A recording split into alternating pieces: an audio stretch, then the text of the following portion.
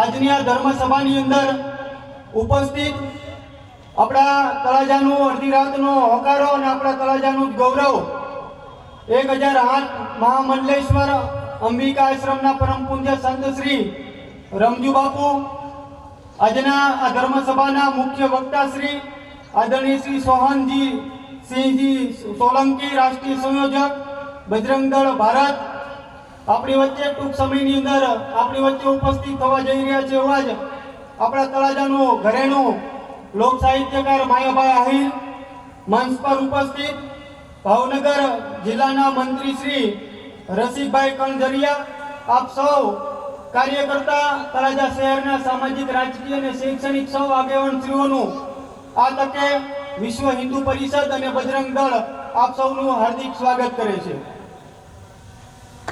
આજની આ ધર્મસભાનું દીપ પ્રાગટ્ય થઈ રહ્યું છે. આપણે બંને હાથ ઊંચા કરી દીપો હરતુ મે પાપમ શુભમ દીપમ નમોસ્તુતે. ઓમ અસ્તો મા સદગમય તમસોમા જ્યોતિર્ગમય મૃત્યુર્મા અમૃતમ ગમય. ઓમ શાંતિ શાંતિ શાંતિ. ખૂબ ખૂબ આભાર. ઉડતા જય જય શ્રી વીર બજરંગી. ખૂબ ખૂબ આભાર. જય શ્રી રામ. આજના તળાજાના આંગણે ત્રિશુલ દીક્ષા નિમિત્તે વિશ્વ હિન્દુ પરિષદ, બજરંગ દળ સંસ્થાન, આરએસએસ અને અમારા તમામ કાર્યકરો, આજના તળાજાના મુખ્ય મહેમાન સોહનજી સોલંકી, જેમને હું મધ્યપ્રદેશથી જો અહીંયા આપણી ચિંતા કરવા આવ્યા હોય એમને એકવાર જોરદાર તાળીથી આપણે વધારી દઈએ. જેને આ રાત દિવસ મહેનત કરી, આખી ટીમનું નામ નથી લેતો પણ લાખાભાઈ આહિરની આખી ટીમ ઘણા દિવસથી એકને એક ચિંતા કરતા હોય અને મને તમને આના અંદર પ્રવેશ કરવા માટેના આવા કાર્યક્રમ કરતા હોય તો લાખા તને પણ મારા વંદન છે. કારણ કે એ અમે અમે એકવાર બધા નજર કરી લો. અમે હમણાં દીપ પાકેટો કરતા હતા એક એક વાટ ઓલાઈ જતી હતી. એનું કારણ એક હતું કે હું ખરક છું, ક્ષત્રિય છું, નાયર છું, કોળી છું, કુંભાર છું, પ્રજાપતિ છું. એક એક વાટ હશે તો ઓલાઈ જશું. બાકી સમજતા હિન્દુ થઈ અને હિન્દુ વાળ ભેગા થયા છે તો આ જેમ દીવો નથી ઓલાતો ને એમ તમારો સંસ્કાર ને સંસ્કૃતિ કોઈ દી નહીં ઓલાય. અમારા બજરંગ દળની હારે, વિશ્વ હિન્દુ પરિષદની હારે સમસ્ત જ્ઞાતિ ભેગા થઈ જાઓ અને બધી જ વાટ એક દીવો થઈ જાય એટલે એક મોટી જ્યોત બની જશું આપણે. અને જ્યોતને ઓલવવાની પવનની તાકાત નથી, એમ કોઈ વી ધર્મની તાકાત નથી કે આપણી જ્યોતને ઓલવી શકે. કારણ કે આ જ્યોત સત્યની જ્યોત હોય છે, હિન્દુ ધર્મની જ્યોત હોય છે, હિન્દુઓની જ્યોત હોય છે, હિન્દુસ્તાનની જ્યોત હોય છે અને અમારા હિન્દુના તમામ યુવાનોની જ્યોત હોય છે. એમાં દીવો ન ઓલાય ને એમ સનાતન ધર્મ કોઈ દી ન ઓલાય. પણ એક રહેજો, ઓલાની હારે થાય તો ઓલવાને ઓલો એમ નહીં. જ્ઞાતિ 100% જરૂરી છે પણ એ વરવા પર માંડો છે. સનાતન માટે તો હું હિન્દુ છું. કોઈ પણ ને કાંઈ અગવડ થાય અને ત્યાં આપણે દોડી અને પહોંચી જઈ અને એને અંદર ભળી જઈ ને એટલે સામા માણસ રોકાઈ જવાના. આ તો મોટું સંગઠન છે. આ સંગઠન હિન્દુ તત્વનું જરૂરી છે. એના માટે સોલંકી સાહેબ જો ત્યાંથી અહીંમાંથી આવતા હોય અને આ બધા મહેનત કરતા હોય તો એટલું યાદ રાખજો, હું હિન્દુ છું. તમને ત્રિશુલ દીક્ષા આપી ને બધા સમાજના હશે. પણ હું એટલું જ કહું છું, ત્રિશુલ દીક્ષાને રમજુ બાબુ સેલ્યુટ મારે છે કે મારો હિન્દુ તત્વમાં તમે જોઈન્ટ થઈ અને તમે હિન્દુ બની અને આજે ત્રિશુલ દીક્ષા લીધી હોય અને તમે હિન્દુને જાગૃત કરવા માટે પ્રયત્ન કરતા હોય. હું તો એમ કહું બાંધવું નથી પણ જરૂર પડે તો થાઈ કરી લેવું છે, બાકી દીવું નથી તો આ દેશ આવશે તો આ બાજુ જ્યાં જરૂર પડે ને જે કરવું પડે હોય સનાતન ધર્મ માટે કાંઈ પણ કરવું પડતું હોય ત્યાં તમતાને પહેલા હું હાલીશ મને કહી દેજો ને. કારણ કે આના અંદર જે માણસ ખપી ગયા હોય ને એની આજે સેલ્યુટ બધા મારતા હોય. પછી ભગતસિંહજી હોય તો ભલે અને મારો તમારા સુભાષચંદ્ર બોઝ હોય તોય ભલે, શિવાજી મહારાજ હોય તોય ભલે, રાણા પ્રતાપ હોય તોય ભલે, અમારો હાડો હોય તોય ભલે, અને ગમે તે હોય, પણ આના અંદર જેને ધજની લાજ રાખવા માટે જેને બલિદાન દીધા ને એ મહાપુરુષો થઈ ગયા. એ ભગવાનની હારે તેજમાં તેજ વળી ગયું છે. તો આપણે સનાતન ધર્મની અંદર કાંઈ પણ વસ્તુમાં ગેંગે થઈને નહીં કરતા. એટલું તમને હું ખાસ કહું છું. કદાચ એક જ વાર મરવાનું હોય, 100 વરે મરો તોય ભલે, ને એક વાર મરો તોય ભલે, મરવાનું ગમે ત્યારે હોય, પણ ગેંગે થઈને સનાતન માટે નહીં કરતા, સત્ય માટે ગેંગે થઈને નહીં કરતા, ધર્મ માટે નહીં કરતા. અને તમારા સમાજની બેન દીકરીને કોઈ વિધર્મ ફોલાવી લઈ જતો હોય એની માના પેટમાંથી પાછા લઈ આવવાની તાકાત કરવાની છે. 100% તાકાત કરવાની છે કે એને રાખવા એને રાખે અને એને થાય એમ કરી લે, એને અમારે લઈ આવી પાછી અમારા હિન્દુ ધર્મમાં મેળવવાની છે. 100% કરવાનું છે. આટલું જ તમને કહું. ઘણા વર્ષો પહેલા એક અહીંયા મીટિંગ થઈ ત્યારે હું રાજદૂત લઈને આવ્યો. ગીણા કાંડ અને ત્યારે અહીં બોલવાનું તો 2-3 જણાએ કીધું બાપુ ધ્યાન, તેથી બાપુ નહીં બનેલો, રમજુ બંધ ખૂબ સરવૈયા અંબાજીમાંનો ભૂવો મુંડાણેલો નહીં. અને તેથી કીધું બોલો ધ્યાન રાખજો. ધ્યાન રાખીને વધીને તો મને કોઈ માન નાખશે, ભલે માન નાખે, બાકી એમ થાય કરી લે. હું તળાજા બજારમાં નીકળું છું. 100% આ સ્થિતિ હોવી જોઈએ ના છે. અને એમાં આજે તો અનુષ્ઠાનમાં થયો બાવો એટલો બધો ખુશ થયો છે. આ બાવો એટલો બધો કે એટલા બધા દીક્ષિત, જો મારા હિન્દુ સમાજના બધા ભાઈઓ જો દીક્ષિત થયા હોય તો બીજી વાર આ પ્રસંગ આવે ને એટલે આમાં હમાવા ન દો. હું તો કહું કાલે ઓલા પણ નહોતા હમાતા કોઈ. એક સરપંચની ચૂંટણી ટ્રેક્ટર ભરી મારા બાપ, એ જરૂરી છે, રાજકારણમાં જવું જરૂરી છે, પણ આને હારે નહીં રાખી તો રાજકારણ કરશે કોણ? આને હારે રાખવું જ પડશે. આ શાળા ટોકી પડવી જોઈએ. તળાજાની એટલી બધી હિન્દુ તત્વની, હિન્દુની વસ્તી એટલી બધી છે, અને આમાં આપણે ગણ્યા ગાંઠા હોય છે ને. હજી હું એમ કહું કે આપણે શરમ થાય છે કે આમાં આવવાની. આપણે એમ થાય કે આમાં ત્યાં શું હોય છે, ત્યાં એક જ વસ્તુ છે, અમારું તિલક છે, બજરંગ હનુમાનજી મહારાજનું, રામનો ધ્વજ છે, માં શક્તિનો ધ્વજ છે, અને આ દેશના એક ભરત સુરવીર યુવાનોની દીક્ષા છે. અહીંયા આ છે, અહીંયા આ છે, ગેંગલા ફેંગલા નથી. અહીં તો આ વસ્તુ છે અને આમાં આવવાનું હોય. એટલે તમને એક હાથ જોડીને વિનંતી કરો કે એકાંતમાં એકલા કોઈ દારો દે તો થાય કરી લેજો, કહી દેજો. પછી દારાથી બી નહીં જતા. ખાસ યાદ રાખજો, ખાસ નોંધ લેજો. ખાસ નોંધ લેવા જેવી છે એને લેજો. 100% લેજો. તો આજના દિવસે તળાજા ત્રિશુલ દીક્ષા લઈ બજરંગ દળ, વિશ્વ હિન્દુ પરિષદ, RSS અને મારી ભારતીય જનતા પાર્ટી જો તમારી હારે હોય ને કોઈની હેસિયત નથી. કાશ્મીર સુધી હલાવી નાખો અને રામેશ્વર સુધી હલાવી નાખો. તમને ખબર ને કાશીની સ્થિતિ આપણા વડાપ્રધાને હમણાં કાશીનું ટોનક બદલી નાખ્યું. કાશીમાં યાત્રિકોથી ઝાલર વાગ્યા પછી નીકળાતું નહોતું. યાત્રિકોને ઝાલર વાગ્યા પછી ક્યાંક રોકાઈ જવું પડતું હતું. એને બદલે આજે યાત્રિકો અને યાત્રામાં ગયેલા ભૈરવ 12 વાગે ગમે ના આંટા મારે, કોઈની હેસિયત નથી. કાચ લાંબો કરીએ ને અમારો બાવો છે મુખ્યમંત્રી, ને અમારો સાધુ છે, ને અમારો ભેગ છે. હેસિયત નથી કે ઉત્તર પ્રદેશમાં કોઈ આમ આંગળી લાંબી કરી શકે. કારણ કે અમારો મોટો બાવા દાઢીવાળો દિલ્હી બેઠો હોય, નાનો બાવો ત્યાં બેઠો હોય, અને એથી નાનો બાવા ઊભો હોય, દીપ કોની હોય, કોઈના બાપની ન હોય. ડર જ ન હોય. કારણ કે હવે તમે આટલું સમજી લો, ઉપર જો હોય તો એ નીચેવાળા કોઈ નામ લે ખરું. સાહેબ કડક કોઈ તો રાઇટરને કોઈ કહીએ કે ખરા કામ થશે. અમારો સાહેબ કડક છે. અમારા RSSના, બજરંગ દળના અને વિશ્વ હિન્દુ પરિષદના અમારા નેતાઓ આગળ મજબૂત છે. અમારી સરકાર મજબૂત છે. અમારું સંગઠન મજબૂત છે. અને આજે અમારા યુવાનો મજબૂત છે. એટલે કોઈની તાકાત નથી કે અમારા યુવાનના આંગળી લાંબી કરીએ. તળાજામાં નીકળો ને, હમણાં યાત્રામાં નીકળો ને, તો આમ જ્યાં ત્યાં જોઈ નહીં લેતા. તમારી નજરે ઝાલા જજો. કારણ કે નજર જેની એક હોય ને એને કોઈની બાપની તાકાત નથી કે એની ટેપ નહીં તોડી શકીએ. નજર તમારી કોઈ ભાળી જશે, મને આમ કહેશે પેલા તું આમાં કેમ, કોઈ ભાળી જશે પછી બીજે દી મને પકડશે. આવી નજર નહીં રાખતા. નજર એટલી જ રાખજો, હું હનુમાનજીનું પાત્ર નીકળ્યો છું આ તળાજાની બજાર. મેં બજરંગ દળની દીક્ષા લીધી છે. હું હનુમાનજીના એક અનુયાયી બન્યો છું. હું એક હનુમાનજીનો એક સેવક બન્યો છું અને હું આ બજારમાં નીકળું છું. લંકાના અંદર આખી લંકામાં કોઈ આપણો હતો જ નહીં અને છેવટ હનુમાનજી એકલો જ કૂદી ગયા. પછી લંકીને મૂર્છિક મારી અને રાવણ સુધી પહોંચી ગયો હોય. આપણો બાપ એકલો ગયો તો આપણે તો એટલા બધા છીએ. કેટલા છીએ એટલું એક યાદ રાખશે.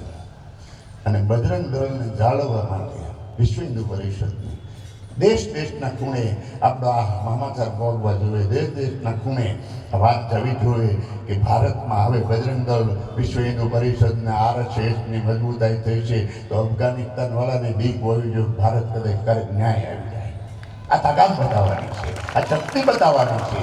આ શક્તિ બતાવવાની નથી, આ શક્તિમાં પરિપૂર્ણ ઉતરી જવાનું છે અને જરૂર પડે તો મરી ખપી જવાનું છે. પણ આને ટકાવી રાખવાનું છે. આ માટે આ સભા રાખી છે. તમે એટલું સમજી લો કે એ વખતે રાણા પ્રતાપ શિવાજી મહારાજ હોય અને એ સદામાં એ ઓલામાં કોઈથી આશરો ન દેવાતો હોય તે આ દેશનો સારણ આશરો દેવા નહોતો બીતો. આ દેશનો સાદું આશરો દેવા નહોતો બીતો. આ દેશની કાલે તેને સ્થાપવામાં હતું. આ દેશની એક રાણી પટેલની બૈરાવ અને એ જો એક મહાકુંવરને ઉજરીને મોટો કરી અને પાછો એને રાજમાં મેકલતા હોય, રાણા પ્રતાપને પણ મોટો કરી દેતા હોય તો આ દેશની એક પટેલની બૈરાવમાં જો આટલી તાકાત છે, આ દેશના તમામ સમાજમાં આટલી તાકાત છે. આમ મોખડોથી નીકળી ગયા હોય, આમ અમેરિકી નીકળી ગયા હોય, એની તાકાત નથી. સોમનાથ લૂંટી જાય એ તો અમેરિકીનું માથું ઉતરી ગયું હોય પછી આંગળી લાંબી થાય. વસ્ત્રાજ આ બાજુ હોય, આ બાજુ રાણા પ્રતાપ હોય, આમ ગોલી બાજુ ભૂષણમોરીના યુદ્ધમાં તમામ પ્રકારના આહિર ને ક્ષત્રિયો હોય અને ભૂષણમોરીના યુદ્ધમાં હજારો કપાઈ ગયા હોય. આજની તારીખમાં મારો એવો અવાજ આવે એ હિન્દુઓ હતા અને એ ટકાવી રાખવા માટે જો એની અંદર બલિદાન દઈ દેતા હોય, 18 વર્ષના ખાંભ્યા પાળિયા હોય, તેથી સનાતન ધર્મમાંથી પાળિયા હતા. હવે હિન્દુસ્તાન માટે આપણે કંઈક તો કરવું પડશે ને કે નહીં? કંઈક કરવું જ પડે. તમારી એકતાને જાળવવી જ પડે, અખંડિતાને જાળવવી જ પડે. અને આને જાળવવા માટે એકતા તૂટવા નહીં દેતા.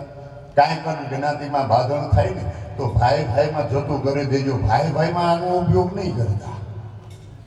આ તમારી ત્રિશુલના દીક્ષાના તમને જે આપ્યું છે એ હિન્દુ માટે ઉપયોગ નહીં કરતા. પડ્યું રહે તો પડી રહેવા દેજો. પણ ક્યારેક ક્રોધમાં ભાઈને બાંધણ થાય ને તેથી આને વંદન કરીને ગાળ ખાઈને વૈયા જાજો. મારો હિન્દુ છે મને ગાળ દીધી છે, હજુ કાંઈ ન બોલું. જા ભાઈ જાતું હિન્દુ છો એટલે કાંઈ નહીં બોલું, એટલું ખાલી રાખજો તો જ આ તકલીફ જળવાઈ રહેશે. એટલે કે આપણે અંદર કેવું છે, આપણે અંદરોદર બાંધી પછી કે ભાઈ ઓલા ને છે ને આપણું હું નહીં. તમે હિન્દુ છો, તમારા દેશના શું આધારથી માનું તમે પરિપાન કર્યું છે, આનું અન્ન ખાધું છે. આ પૃથ્વીનું ઋણ દેવા માટે આપણે માનું ઋણ દેવા માટે આપણે હજારો બલિદાન દઈએ તો આનું ઋણ નથી ચૂકવાય. એટલું આ સહન કરે છે. આજે કતલ बजरंग दल के सभी पदाधिकारीगण, दाएं और बाएं और बैठे हुए सारे सभी नगर के प्रबुद्धजन महानुभाव और सामने बैठे हुए बजरंग दल के कार्यकर्ता बंधु, 29 साल पहले पूज्य संतों के आह्वान पर आह्वान था गीता जयंती का। तारीख 6 दिसंबर थी। गीता जयंती के दिन पूज्य संतों ने शौर्य के प्रकटीकरण का आह्वान किया और भारत के लाखों हिंदुओं ने संगठित होकर भारत माता के माथे पर बाबरी नाम का कलंक मिट्टी में मिलाया था। उस दिन से लेकर आज तक 29 साल हुए। बजरंग दल प्रतिवर्ष शौर्य दिवस के रूप में मनाते आया है। इस साल पूरे देश के अंदर गीता जयंती से लेकर अभी इस पूरे सप्ताह भर में शौर्य संचलन के रूप में इस देश में पहली बार आयोजन हो रहा है। पूरे देश के अंदर देश का हिंदू युवा कदम से कदम मिलाकर पूरे भारत के अंदर हर शहर में अपनी मातृभूमि का जयगान करते हुए देश के अंदर देश की सड़कों पर और उन मोहल्लों में, जिन मोहल्लों में कभी हिंदू समाज की कोई शोभा यात्रा जाती नहीं होगी, उन मोहल्लों में जहां कभी हिंदू अल्पसंख्यक हो गया होगा, उन मोहल्लों के अंदर हिंदू समाज को यह विश्वास दिलाने के लिए कि आप चिंता न करें, बजरंग दल आपकी सुरक्षा के लिए 24 घंटे खड़ा है, आपको चिंता करने की जरूरत नहीं है। तुलसीदास जी ने कहा, बड़े भाग मानुष तन पावा, सुर दुर्लभ कह ग्रंथन गावा। बड़े भाग्य हमारे कि भगवान ने हमको मनुष्य बनाया, इस भारत माता की गोदी में जन्म दिया।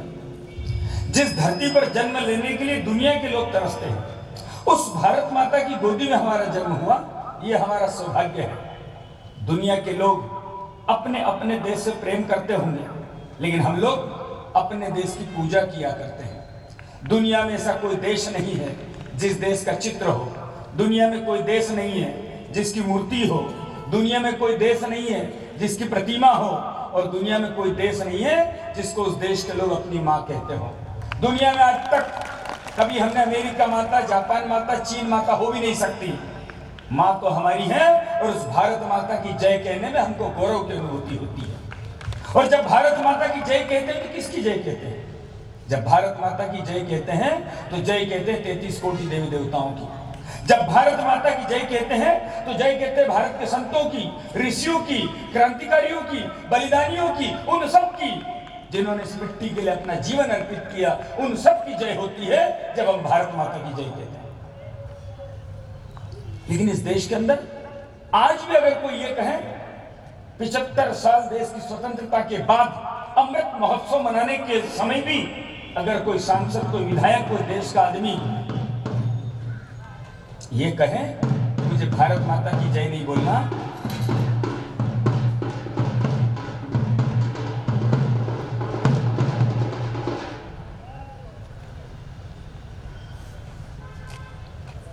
इनको समझा दिए थे कभी हो जाना।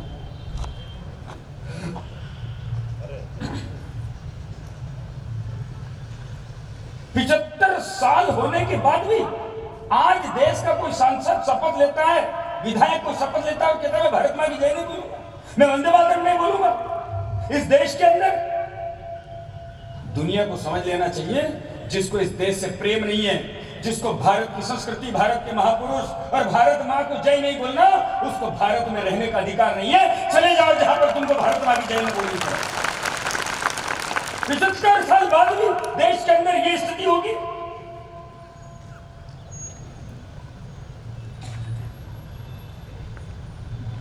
गीता जयंती का संदेश क्या है?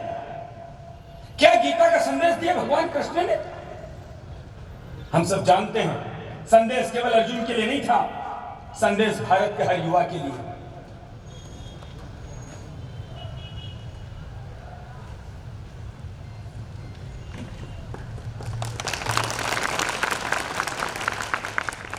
भारत के हर युवा के लिए संदेश है। और संदेश क्या है? कितना दुर्भाग्य देखिए, एक तो हमको बताया गया गीता घर पे मत रखो, महाभारत घर पे मत रखो, नहीं तो महाभारत हो जाएगा।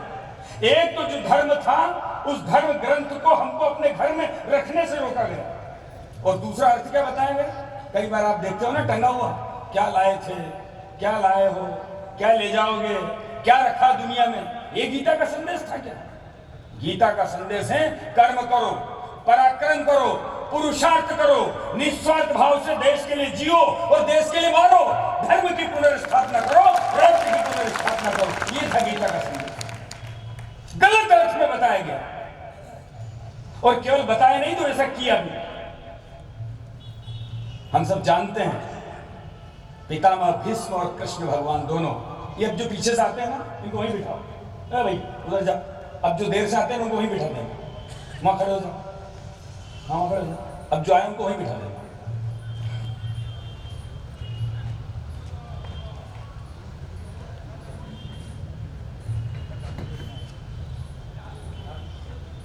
दो महापुरुष, दोनों के जीवन की तुलना कीजिए। एक पितामह थे और दूसरे कृष्ण थे। पितामह की उम्र अधिक, पितामह का अनुभव अधिक, पितामह को शायद अस्त्र शस्त्रों का ज्ञान अधिक, पितामह की सेना अधिक, और इच्छा मृत्यु का वरदान तो भगवान कृष्ण को भी नहीं था जो पितामह को था। लेकिन पितामह भगवान नहीं हुए, भगवान कृष्ण हुए। क्यों कृष्ण भगवान हुए? क्योंकि पितामह की जो प्रतिज्ञा थी, उस प्रतिज्ञा के कारण अधर्म का संरक्षण हुआ, उसके कारण दुर्योधन जैसा पापी पलता रहा उस प्रतिज्ञा की आड़ में। और दूसरी तरफ प्रतिज्ञा थी कि मैं युद्ध में हथियार नहीं उठाऊंगा, लेकिन जब देश और धर्म पर विपत्ति आई, जब समाज पर संकट आया, तब उन्होंने अपनी प्रतिज्ञा की चिंता नहीं की, प्रतिज्ञा तोड़ ली और हथियार उठा लिया धर्म के संरक्षण के लिए। इसलिए भगवान हुए। हमारा जीवन क्या है? मेरी प्रतिज्ञा, मेरा मान, मेरा अपमान, मेरी जाति, मेरा पद, मुझे मंच, मुझे माला, मुझे माइक, ये तभी है जब भारत है। भारत है तो भगवान है, अगर भारत नहीं बचेगा तो भगवान नहीं बचेगा। राम तभी है जब राष्ट्र है, अगर राम तभी होंगे, अगर राष्ट्र नहीं होगा तो राम भी नहीं बचेंगे। देवता भी तभी है जब देश है। अफगानिस्तान, भारत नहीं बचा, भगवान नहीं बचे। आज अगर आप समाचार पत्र उठाकर देखो, कल पेशावर में हमारा मंदिर तोड़ा गया, कल। क्यों? क्योंकि भारत नहीं बचा था ना। भारत तो तभी तो मंदिर बनाए थे हमारे पूर्वजों ने। बांग्लादेश में रोज मंदिर तोड़े जाते, रोज हमारे पूर्वजों ने बनाए थे। क्यों तोड़े जा रहे हैं? क्योंकि वो भारत नहीं है। तो जब मंदिर तोड़े जा रहे हैं तो क्या हमारी संपत्ति, हमारी इज्जत, हमारा मान, हमारा पद, ये बचेगा क्या? ये तभी बचेगा जब धर्म बचेगा, जब देश बचेगा, जब समाज बचेगा। और इसलिए उन्होंने अपनी प्रतिज्ञा तोड़ दी। हम सब जानते हैं महाभारत के युद्ध का नियम था कि बिना हथियार के सामने वाले पर हमला नहीं करना, बिना निहत्थे को नहीं मारना। ये महाभारत के युद्ध का नियम था। कर्ण पहिया निकाल रहा था, उसका पहिया फंस गया। जब कर्ण अपना पहिया निकाल रहा था तो भगवान कृष्ण ने, अर्जुन ने हथियार रख दिए थे कि अब ये पहिया निकाल रहा है, इसको निकाल लेने दे। क्यों? क्योंकि युद्ध का नियम है, बिना हथियार के मारना नहीं। तब भगवान कृष्ण ने कहा अर्जुन को, उठ, मार इसको। जब वो कहने लगा इसके हाथ में हथियार नहीं है, तो भी भगवान कृष्ण ने कहा मार उसको। अगर तूने ऐसा नहीं मारा तो तू इसको मारने के लायक नहीं बचेगा, मार इसको। निहत्थे को मारने के लिए कहा। और जब अर्जुन ने गांडी उठाया तब कर्ण ने सुन लिया। कर्ण ने कहा, अरे युद्ध का नियम है, बिना हथियार के मुझे मार रहा है, क्यों मार रहा है मुझे? तब भगवान कृष्ण खड़े हुए। क्या कहा उन्होंने? महाभारत के युद्ध का नियम कर्ण तुम बता रहे हो? तुम? नियम क्या है? नियम तो यह भी था कि एक के विरुद्ध एक ही लड़ेगा, लेकिन तुम साथ साथ में मिलकर एक बालक अभिमन्यु का वध किया, तब तुम्हें नियम याद नहीं आया? तुमने द्रौपदी को भरी सभा में वस्त्र हरण करने के लिए कहा, जंगा पर बिठाने के लिए कहा, तब तुम्हें नियम याद नहीं आया? नियम उसके लिए लागू होता है जो खुद नियम का पालन करता है, और इसलिए मार दो उसको। ये गीता का संदेश था। अब आप दूसरी तरफ देखिए हमने क्या किया। पृथ्वीराज चौहान के सामने मोहम्मद गोरी आया, तलवार छोड़ दी, मेरे हाथ में हथियार नहीं है, मुझे क्षमा कर दो। हमने क्या किया? क्षमा कर दी। कितनी बार? एक बार, दो बार, 16 बार। पृथ्वीराज चौहान अगर मोहम्मद गोरी की गर्दन काट देते तो भारत में इस्लामी हमलावर दोबारा कभी नहीं आते भारत के अंदर। ये गीता का संदेश हमने नहीं समझा उसको। आपने खिलजी, अलाउद्दीन खिलजी, रावल रतन सिंह को 3 बार मौका मिला था, 3 बार अलाउद्दीन खिलजी को मारने का, लेकिन रावल रतन सिंह ने 3 बार छोड़ा। लेकिन उसने क्या किया? आपने देखा है ना, एक पद्मावत फिल्म आई थी, खिलजी के हाथ में हथियार छूट जाता है तो रावल रतन सिंह कहता उठा, लेकिन दूसरी तरफ उसने क्या किया? मार दिया ना धोखे से रावल रतन सिंह को।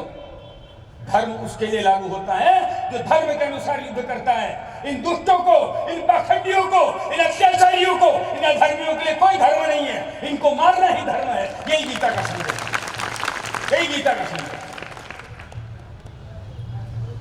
आखिरी युद्ध था भीम का और दुर्योधन का। हम सब जानते हैं दुर्योधन को लग नहीं रही थी कमर के ऊपर, तब भगवान कृष्ण ने कहा इसको जंगा पे मार, तब लगेगी। तो भीम ने मारना शुरू किया। इतने में बलराम भैया आए। बलराम भैया ने कहा कृष्ण रोको तुम्हारे शिष्य को, भीम को।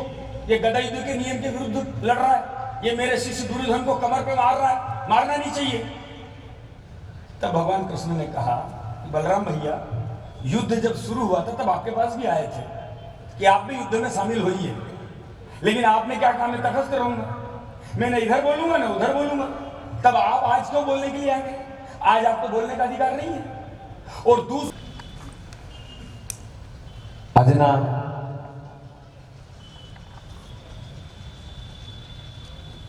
ત્રિશુલ દીક્ષા ઉત્સવ અને એ કાર્યક્રમમાં ઉપસ્થિત આપણા આજના મહેમાન અને જેના રોમ રોમમાં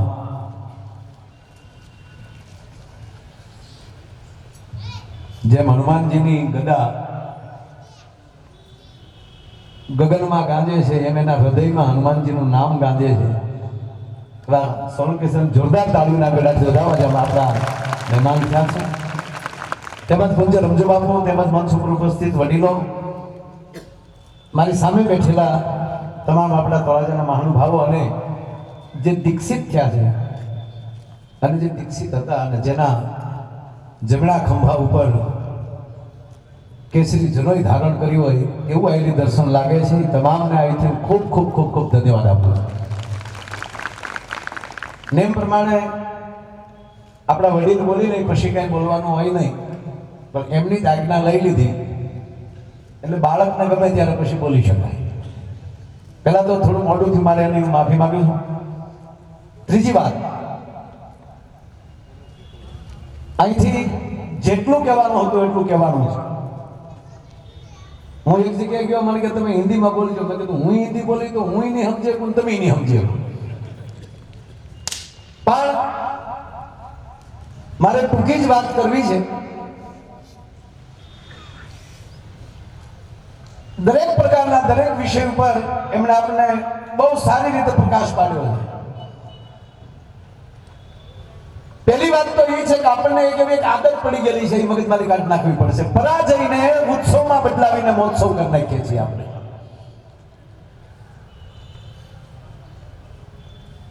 જેમ કાયદેસર પરાજય હોય,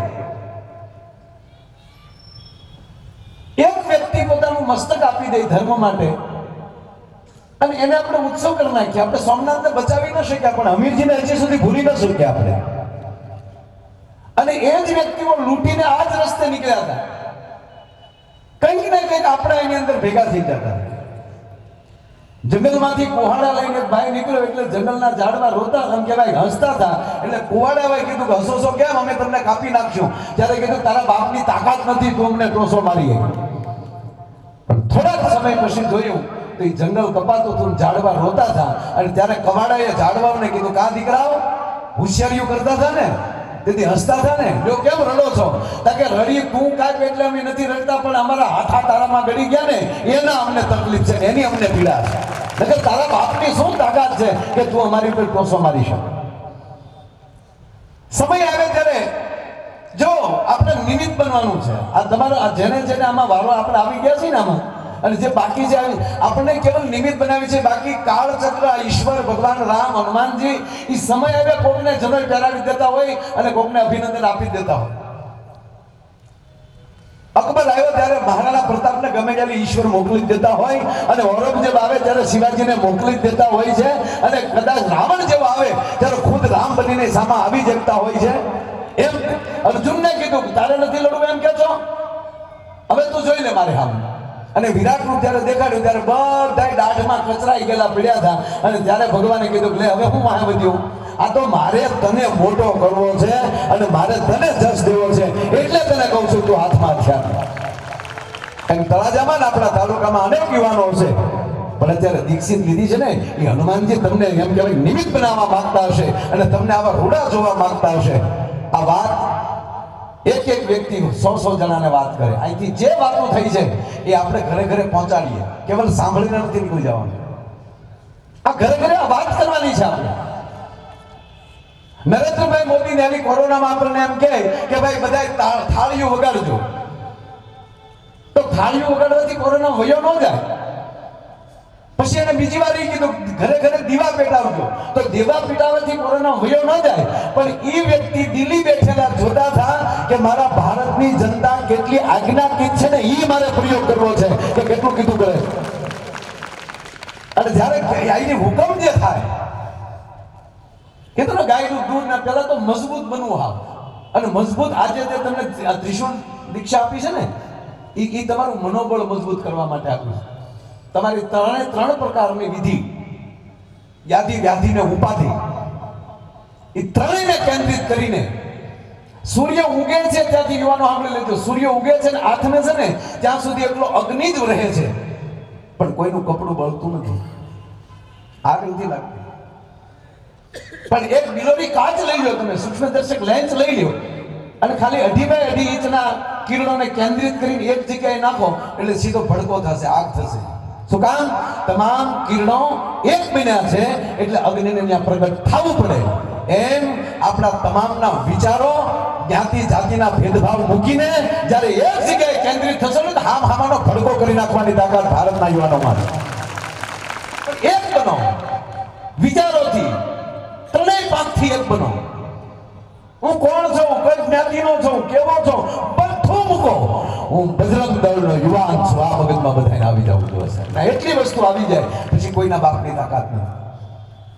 વડીલે બહુ સારી વાત કરી કે સમય સમય આપણે વિભાજન કરી નાખવામાં આવ્યા, બાકીની તો જ્ઞાતિઓની અંદર વાટી નાખવામાં આવ્યા કે આ જ્ઞાતિનો છે, આ ફલાણી જ્ઞાતિનો છે. જ્ઞાતિ એક વ્યવસ્થા હતી, એ વ્યવસ્થાને વાદમાં પરિવર્તન કરીને ભારતના અનેક ભાગલા પાડી દેવામાં આવ્યા. ગામની અંદર હાથ ભાગલા. આ ગઈ ને સરપંચની ચૂંટણી કાલે ખબર નહોતી પડતી, ઈ સોણિયું હિવડે લઈ આવ્યા. અમારે ઊભું રહેવું, તું વાડીએ ઊભો રહે, રોજ ઉઠકાય, તારામાં ધર્મનો સાટો નથી, રાષ્ટ્રની સેવાની લાગણી નથી, અને હું નીકળી ગયા તો હાવ લેવા દેવા.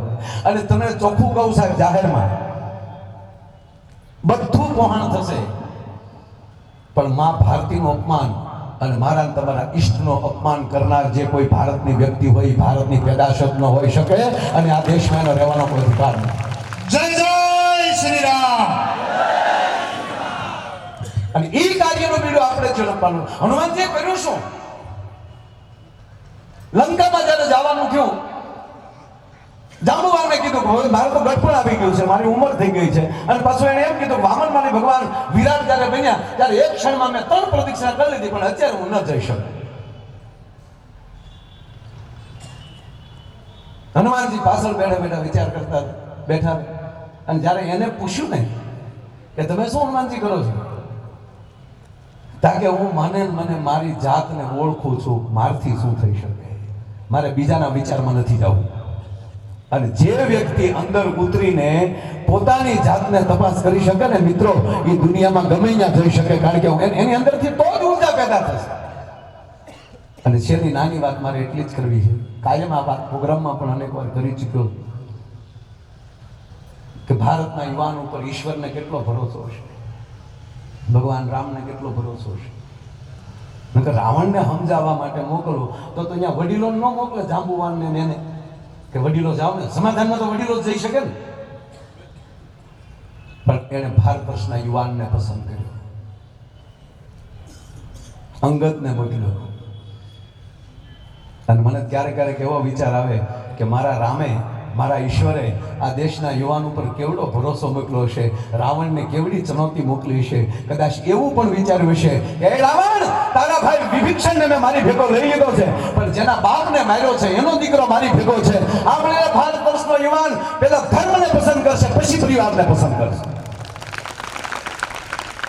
તો હા ભાઈ, રાવણ જેના પિતાને મેં માર્યો છે એનો દીકરો અંગદને મેં મારી ભેગો લીધો ને ત્યારે તારી પાસે મોકલું છું, તારામાં તેવડો હોય તારા પક્ષમાં લઈ લે. સાહેબ, બાપને મળતો જોઈ શકે, કદાચ વિધર્મી થઈ જાય તો આ દેશનો યુવાન એને છોડી શકે, પણ કોઈ આ દેશનો યુવાન રામને ન છોડી શકે, રામને શરણે કાયમ કરે. અને અંગદ ગયો છે ત્યારે રાવણે પૂછ્યું, આય ભાઈ, રામાયણનો પ્રસિદ્ધ પ્રસંગ, કોણ છો તું, ક્યાંથી આવ્યો છે? અને તેની હુંકારથી બોલ્યો છે અંગદ, એ રાવણ, मैं अंगद वाली का बेटा, तुमने वाली का नाम सुना है? હવે જેને 6 મહિના બગલમાં રાખ્યો તો એમ ભૂલે ઓલો અને તો અભિમાનના પેટના હોય ને એ ગોટા વાળે હા હા હા હા मैंने सुना था कोई एक बली एक वानर था अंगद के वानर था नहीं था जब मैं 6 साल का था ना खिलौना बनाकर मेरे घोड़े पे मेरे झूले पे लगाया था तुझे ये वाली का बेटा हमने અને રાવણ બોલે છે કે અંગદ તે તારી જનતાની કુખ લજવી જેને તારા બાપને મારી નાખ્યો એની ભેગો તો વયો ગયો માટે હું રાવણ તને કહું છું મારા પક્ષમાં આવી જા આપણે બે એક થઈને તારા બાપનું વેર વાળીએ અને તેથી યુવાન બોલે છે અંગદ બોલે છે એ રાવણ મારા પિતાને માર્યા રામે પણ લખણ તારા જેવા હતા એટલે માર્યો છે ભારત વર્ષમાં રહીને લખણ બદલાવાની કોશિશ ન કરવી એને માર્યો છે પણ એના લક્ષણ એટલે હું તને કહેવા આવ્યો છું કે જે વ્યક્તિએ તને 6 મહિના બગલમાં રાખ્યો હોય એને મારીને જે આવ્યો હોય છે એ કેવો હોય છે એની સામું જો ને અને રાવણની વૃત્તિ સમજી ન શકી અને ખાડ દાંત કાઢતા રાવણ બોલે છે કે તમારી બધાની બુદ્ધિ બગડી ગઈ છે અંગદ હવે તમારી ફૌજમાં લડેવો છે કોણ જાંબુવાને બુઢાપો આવ્યો છે નળ નીલ તો એક સારા એન્જિનિયર છે એ તો નાળા બનાવી કે બિલ્ડિંગો બનાવી શકે રામના બાણની તાકાતની મને ખબર છે પણ મેં એની શક્તિનું અપહરણ કર્યું છે લડી શકે એવી પરિસ્થિતિમાં નથી લક્ષ્મણ મહાન છે પણ ભાઈની આવી પરિસ્થિતિ જોઈ એ પણ લડવાના મૂડમાં નથી અને બાકીના બધા તમે બીજા વાનરો એ તો નદીના કાંઠાના ઝાડવા જેવા છો અને જ્યારે નદીમાં ઘોડાપુર આવે અને હાડા કરતા આખી નદી હાલી જતી હોય અને જેમ નદીના કાંઠમાં એમ કહેવાય હડફો હડફ હુડુડુડુડુ કરતા દરિયા ભેગા થઈ જાય એમ જેથી રાવણ રૂપી નદીમાં ક્રોધ રૂપી પૂર આવશે ત્યારે તમે બધા તણાઈ જવાના છો એટલું બોલી તો મૂંગો મને ને અને રાવણ પછી બોલ્યો આજ બજરંગ દળનો કાર્યક્રમ છે એટલે આ સ્પેશિયલ આ વાત કરું છું કે અંગદ એક વાનરમાં મને થોડી તાકાત દેખાડી કે કોનો કહો છો મહારાજ કે થોડાક દી પહેલા આવીને જે મારું ગામ હળગાવી ગયો ને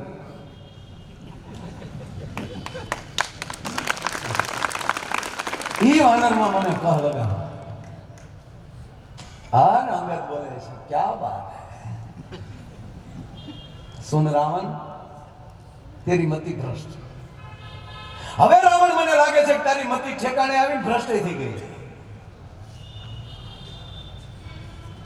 તને જો એનામાં તાકાત દેખાણી હોય આ તમારા ખંભે જે બજરંગ દળનો પટ્ટો છે ને એ હનુમાનજી તમને એની 1000 ગણી શક્તિ આપે એ ગૌરવ તમારામાં હોવું જોઈએ અને એ ગૌરવ જે અંગતને આવ્યું હવે તારી બુદ્ધિ માપી ગયો છું એ રાવણ તારી સામે બાધે શું હવે તારી સામે શું યુદ્ધ કરવાનું હોય અમારા દેશનો એક 21 વર્ષનો યુવાન રાવણની ભરી કચેરીમાં પગ મૂકે છે કે હા પણ રાવણ મૂર્ખ તારી ભરી કચેરીમાં હવે પગ મૂકું છું અને એક તલફાર જો તારી સેનામાંથી આ ભારત વર્ષના યુવાનનો મને તેથી લાગે બજરંગ દળની સ્થાપના સાહેબ તેથી થઈ ગઈ છે કારણ કે હનુમાનજીનો સૈનિક હતો જય જય શ્રી રામ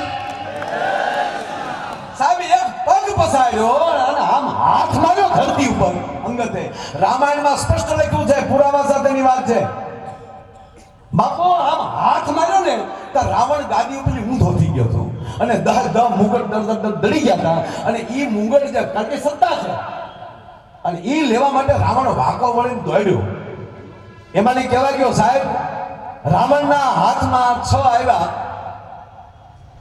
બાકીના 4 હતા ને એ અંગત આમ લઈને જાણે બેઠા અવળા હાથે ઘા કર્યા ને એ જે જગ્યાએ રામ ફોજ ને એને બેઠી હતી ને એ ત્યાં સણા કરતા જતા હતા ત્યારે બધા વાનરો ભીગ ગયા હતા કે શું આવે છે ત્યારે રામે કીધું કે બીતા નહીં મારા યુવાનનું પરાક્રમ હાલ્યું આવે છે સાહેબ અને રામના ચરણમાં ચારેય મુગટ પડ્યા હતા એક થાપો મેં પાડી દીધો ને પછી એને કીધું કે હે રાવણ સોગંદ માં જાનકીના જેના માટે મેં અહીંયા સુધી ધક્કો ખાધો છે એ જગતજનની જાનકીના સોગંદ ખાઈને ભગવાન રાઘવેન્દ્રના સોગંદ ખાઈને કહું છું કે તલભાર જો કોઈ પગ તારી સભામાં મારો ઊંચો કરી નાખે તો સોગંદ રામના માં જાનકીને મૂકીને મેં હાલતા થઈ જાઉં એમ કરીને જય શ્રી રામ કરીને પગ મૂક્યો સાહેબ રાવણની સભામાંની કોઈ એવો ભરતનો દીકરો ન પેદા થયો કે એક તલભાર ભારત વર્ષના યુવાનનો પગ ઊંચો કરી શકે કારણ કે બજરંગ દળની સ્થાપનાનો યુવાન હતો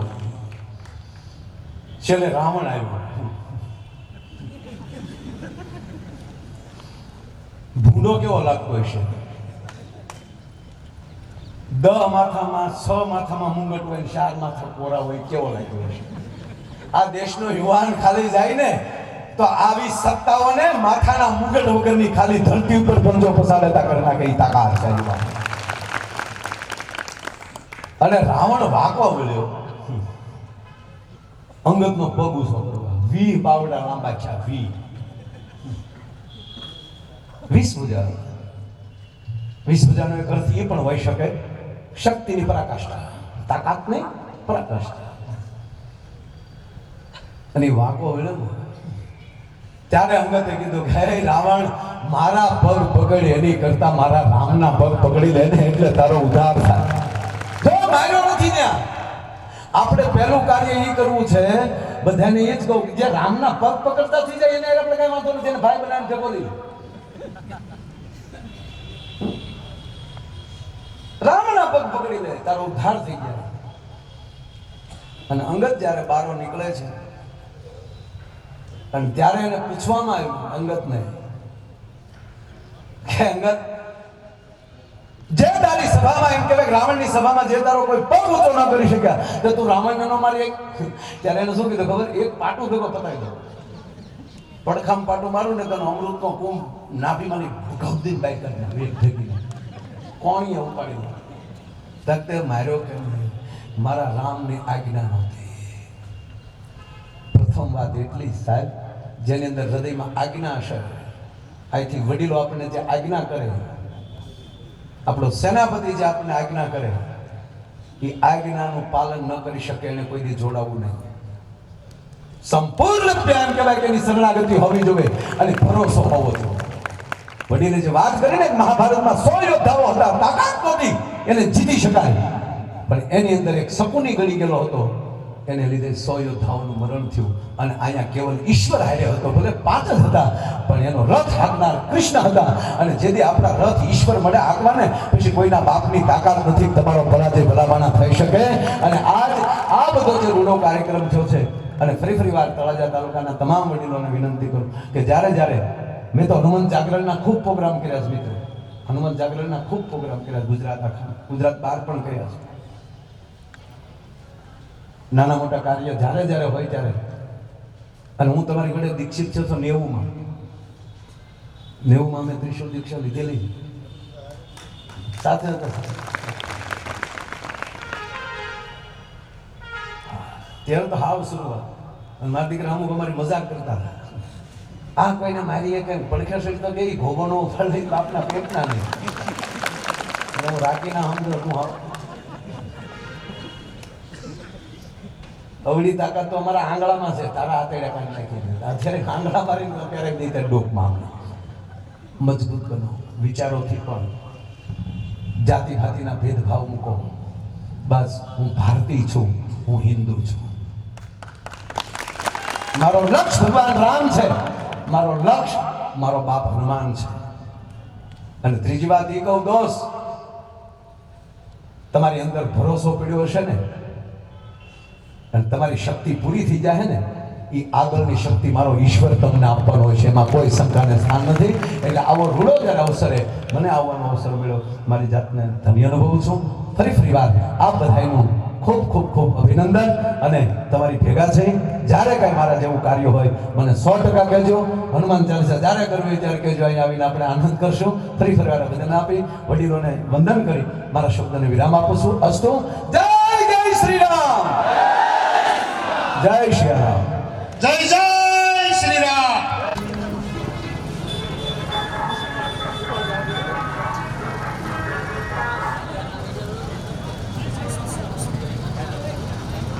આપણે કોઈ લાઈન બિંદાવવાની નથી, સૂત્રોચ્ચાર કરવાનો નથી, ધ્વજને લહેરાવવાનો નથી, ફક્ત આપણે ડાબા ખંભે બેસી